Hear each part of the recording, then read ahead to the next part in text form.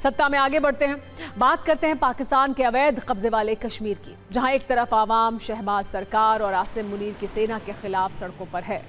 PoK के लोगों ने यह तय कर लिया है कि वो अब अत्याचार नहीं सहेंगे, इसलिए पाकिस्तान से आज़ादी की मांग हो रही है। दूसरी तरफ आसिम मुनीर और शहबाज शरीफ मिलकर वहां लोकतंत्र वाला ड्रामा कर रहे हैं। ये दिखाने की कोशिश हो रही है कि पीओके में भी लोकतंत्र है। इसके लिए आज पीओके में मतदान हो रहा है, लेकिन वहां की आवाम ने ही मुनीर के इस चुनावी तमाशे की हवा निकाल दी है। पाकिस्तान की सेना की पूरी तैयारी और ताकत के बाद भी लोग वोट डालने नहीं पहुंचे। लोगों ने सड़क पर रहकर अपनी आवाज बुलंद करने का विकल्प चुना। यकीन मानिए, पोलिंग बूथ पर कोई वोट डालने पहुंचा ही नहीं। पोलिंग बूथ पर मतदाताओं का इंतजार होता रहा तो दूसरी तरफ आम लोग मुनीर के खिलाफ नारेबाजी करते रहे। दरअसल पीओके में 3 चरणों में मतदान हो रहा है। आज पहले चरण में मीरपुर डिवीजन में मतदान हुआ। वहां प्रदर्शन का नेतृत्व करने वाली जॉइंट आवामी एक्शन कमेटी ने लोगों से इलेक्शन बॉयकॉट की अपील की, जिसका असर भी हुआ। कई ऐसे वीडियो वायरल हैं जिनमें वोटिंग सेंटर पर सिर्फ कर्मचारी नजर आ रहे हैं। इमरान खान की पार्टी पीटीआई ने भी इन चुनावों का बहिष्कार किया है। पीटीआई और स्थानीय लोगों का कहना है कि ये चुनाव नहीं, फर्जीवाड़ा है। यही वजह है कि सार्वजनिक छुट्टी घोषित किए जाने के बाद भी पोलिंग बूथ पूरी तरह से खाली दिखे। ज्यादातर पोलिंग बूथ ऐसे रहे जहां एक भी वोट नहीं डाला गया। इस दौरान सुरक्षा बलों और प्रदर्शनकारियों में झड़प भी हुई। कुल मिलाकर पीओके में पाकिस्तान का चुनाव वाला ड्रामा फिर फेल हो गया। हालांकि पाकिस्तानी सरकार और सेना को इस बात का अंदाजा पहले से था, क्योंकि पीओके में पिछले 2 महीनों से लगातार विरोध प्रदर्शन, हिंसा और गिरफ्तारियां जारी हैं। ये पूरा विवाद आरक्षित सीटों को लेकर है, जिसका गणित आज आपको आसान भाषा में आइए समझाते हैं। दरअसल पीओके में कुल 45 निर्वाचित सीटें हैं, जिनमें 12 सीटें शरणार्थियों के लिए आरक्षित हैं, यानी उन लोगों के लिए आरक्षित हैं जो पीओके छोड़कर देश के दूसरे हिस्सों में बस गए हैं। इन 12 सीटों पर दूसरे शहरों में रहने वाले लोग भी मतदान करते हैं। इन सीटों पर ज्यादातर नेता पंजाब और सिंध प्रांत से चुनकर आते हैं।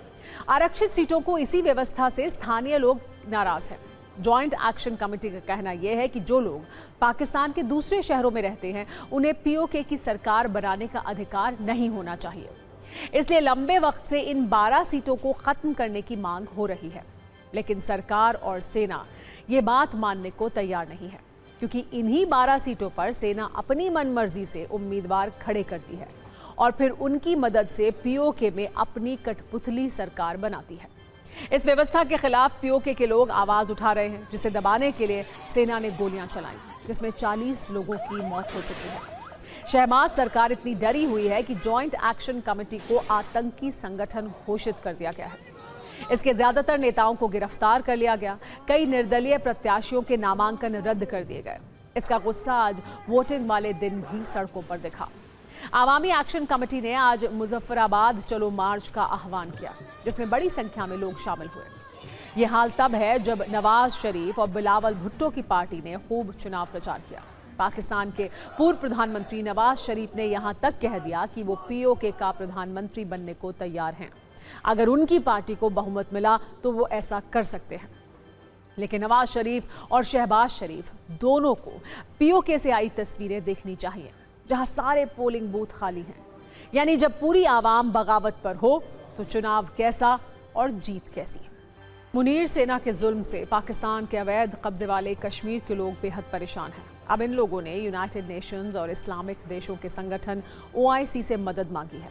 जॉइंट आवामी एक्शन कमेटी ने UN मानवाधिकार परिषद और OIC को एक लेटर लिखा है, जिसमें कहा गया है कि पाकिस्तानी सेना चुनाव का ड्रामा थोप रही है। अब हम सेना की कठपुतली सरकार को किसी भी कीमत पर स्वीकार नहीं करेंगे। पीओके की आवाज दबाने के लिए प्रदर्शनकारियों पर सेना और रेंजर्स अत्याचार कर रहे हैं। लेटर में JAC से बैन हटाने और गिरफ्तार नेताओं को रिहा करने की मांग की गई है। कहा गया है कि इस्लामिक देश सिर्फ पाकिस्तान की बात ना सुने, वो पीओके के नागरिकों का हाल भी देखें। UN से भी एक प्रतिनिधि मंडल भेजकर जमीनी हकीकत समझने की अपील की गई है। अंतर्राष्ट्रीय संगठनों से संसाधनों पर पीओके के लोगों का हक सुनिश्चित करने की अपील की गई है।